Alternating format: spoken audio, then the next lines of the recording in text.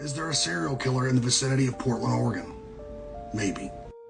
Between February and May, 6 women under the age of 40 have been murdered and dumped in a wooded area. They're all within 100 miles of one another. All white females. The police have released next to nothing on the circumstances. One, they say the cause of death was blunt force trauma.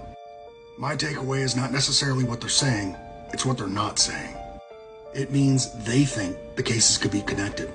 And if you think you got a serial killer, you want the experts, the FBI.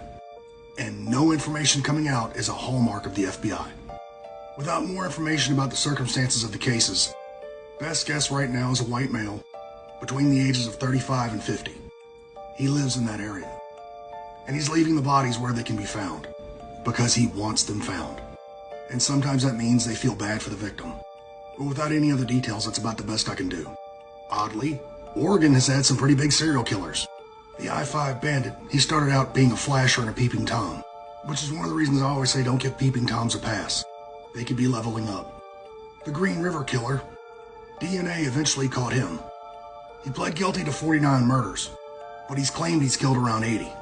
Bobby Jack Fowler was a roofer. He's suspected of 16 murders, but he died of cancer in jail. Dayton Rogers, he would cut women's feet off before he murdered them. And lastly, Keith Jesperson, dubbed the Happy Face Killer, because the letters he sent to the press would have a happy face drawn on them. The cops on this case are going to be absolutely sure before they make some kind of announcement. They for sure don't want to cause a panic, or tip their hand to the bad guy. But I'm more worried about your safety. Take some extra precautions if you live in that area. At the minimum, have pepper spray and a personal alarm on your person at all times. I have some in my Amazon store if you need to pick some up. Share your location with someone that you trust. Know how to activate the SOS alert on your phone.